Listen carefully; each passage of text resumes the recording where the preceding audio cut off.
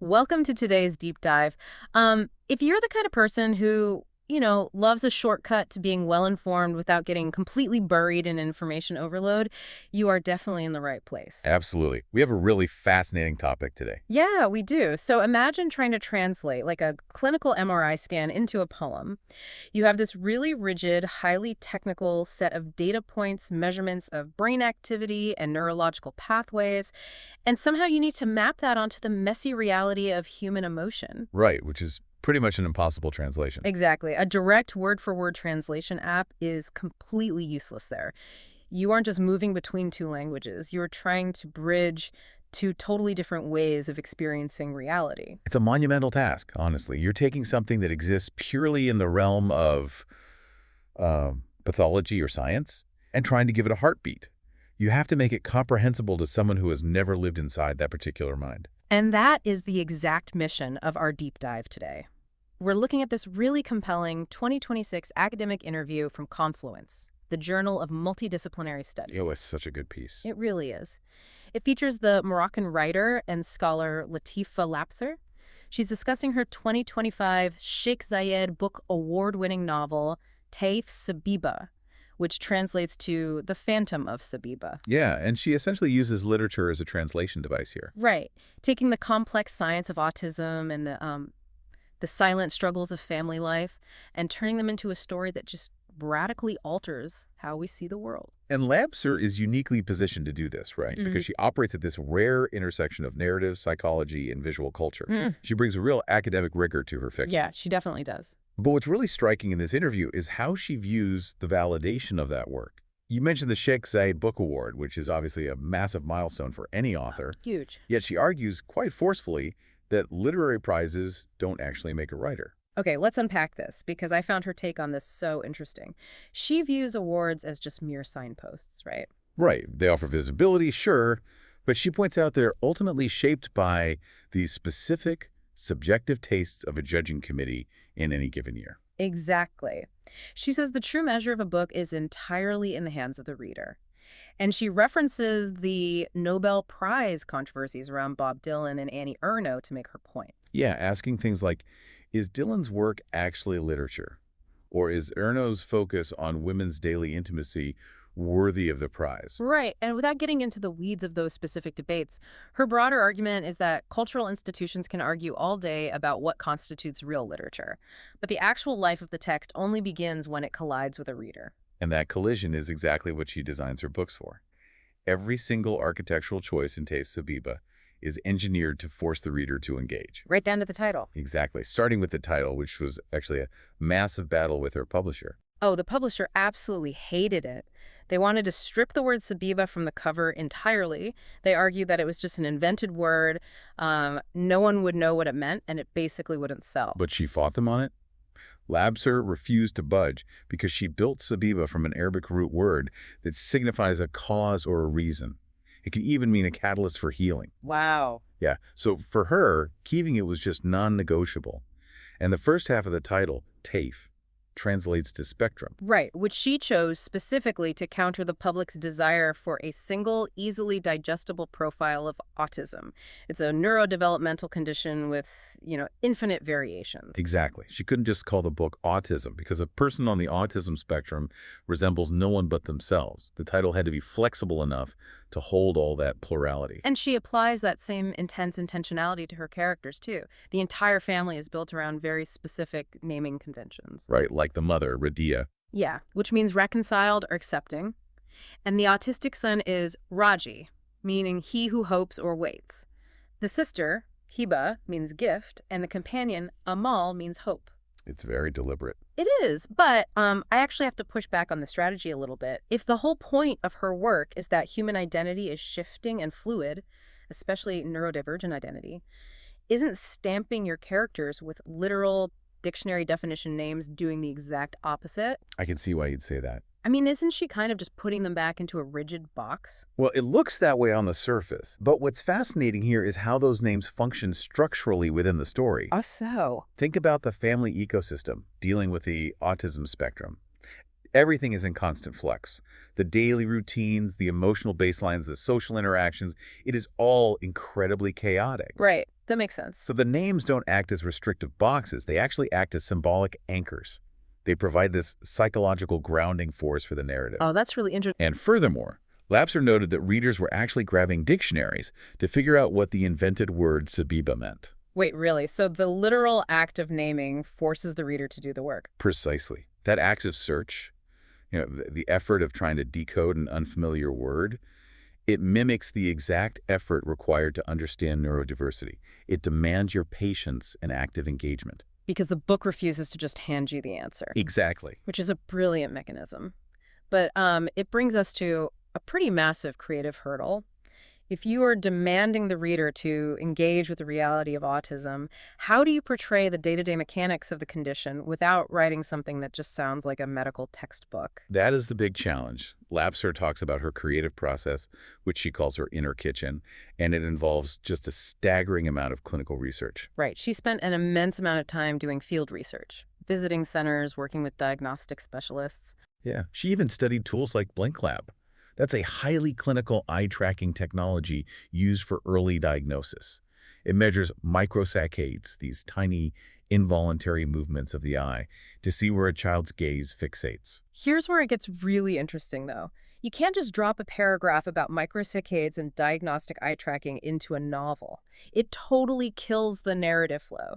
It's almost like sneaking vegetables into a kid's meal, right? Like hiding the clinical science inside a digestible story. Well, I wouldn't say she's hiding it. It's more of an alchemical transformation. Literature absorbs other forms of knowledge and completely dissolves them into the emotional truth of the characters. Right. Labsir have a cardinal rule. Information must pass through the text naturally. So instead of giving the reader a clinical definition of sensory overload, she just shows it. Oh, like the toothbrush scene. Yes, exactly. She writes a scene where Raji is physically incapable of bearing the sound of a toothbrush. You feel his visceral, agonizing reaction. We don't get the medical term, we just get the sensory reality. And the same thing happens with visual processing. We don't get a lecture on spatial awareness deficits. Instead, we follow Raji's sister, Hiba, as she walks through their house, just totally bewildered because her mother has taped pictures all over the walls. Yeah, and it takes a moment for Hiba and for us as readers to realize these aren't decorations. Right. The mother has effectively mapped the physical space of the home using symbols, because Raji relies on visual cues, not standard spatial memory, to navigate from room to room. And then there's the counting sequence, which is just so telling. Oh, I loved that part. Raji loves to count from 1 to 9, but he outright refuses the number 10. Exactly. When a teacher aggressively pushes him to say what comes next, he jumps straight to 11. And when she forces the issue again, demanding the number 10, he simply repeats the number 9 twice. It's such a beautifully specific detail, and it really reminds me of what Labsir learned from Joseph Chovanec. He's a philosopher who is himself on the autism spectrum. Right. She recounted how they would be having this wonderful, deeply engaged conversation. But the moment he felt the exchange was complete, he would just stand up and walk away. Just abruptly leave. No polite wrap-up, no small talk. And Labsir realized that this isn't a behavior to be corrected or softened for the sake of societal comfort. It is simply a different way of existing. And literature's job is to absorb that difference without sentimentalizing it. Whether she's researching BlinkLab tech or pulling from her past research into the folklore of the ladybird insect, she just metamorphoses the data into empathy. Yeah. But importantly, as we see with Raji's family, that profound difference doesn't exist in a vacuum. Autism doesn't just happen to the individual, it happens to the entire family ecosystem. Which means we really have to talk about Hiba.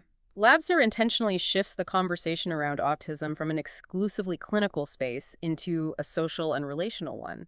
She heavily references Said Al-Hansali's book Between Language and the Brain to do this. This raises an important question, really, because through Hiba, Raji's sister, we see the collateral reality of that shift. Hiba's storyline is devastating because her identity is effectively erased. Completely erased. She is the younger sister, but the family dynamic forces her into the role of the elder. She is deemed the responsible one. Right. In their neighborhood, she loses her actual name. The community literally only refers to her as Raji's sister. Her entire childhood is placed on hold. I mean, think about it. Have you ever felt your identity entirely eclipsed by the needs of someone else in your family? Like putting your needs on hold for a week to care for someone? Right. Now magnify that into a lifelong structural reality where your very existence is defined by someone else's diagnosis. Everything Hiba does, her play, her habits, her volume, is modulated to accommodate Raji. And this highlights how society continuously relies on the silent, unnamed responsibilities of women and sisters to hold the family unit together during a crisis. Labsir has actually spent years documenting this psychological strain. Yeah, beyond her fiction, she worked with the magazine Women from Morocco, right? Exactly. Yeah. And she participated in a Moroccan-American university partnership dedicated to highlighting this exact type of unacknowledged burden on women.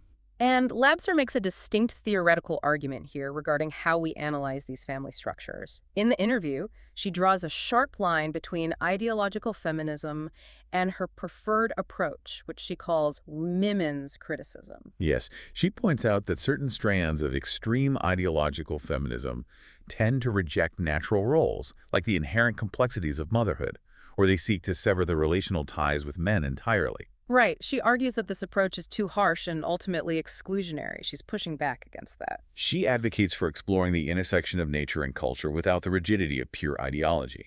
Women, in her view, are situated precisely at the crossroads of those two forces. Yeah, because if you fragment human emotion into harsh political categories, you just lose the nuance of the lived experience. She wants to critically examine the unfair burdens placed on mothers and sisters, but she insists on doing it through proximity and profound empathy. Instead of just turning the characters into pawns for a political argument. Exactly. But that empathy reveals a very harsh reality. When societal expectations and family crises completely erase a person, how do these individuals rebuild any sense of self? Well, in Labsir's universe, the answer is found in physical spaces and the obsessive creation of art. So what does this all mean for the characters? Well, the recurring motif of the room is vital here.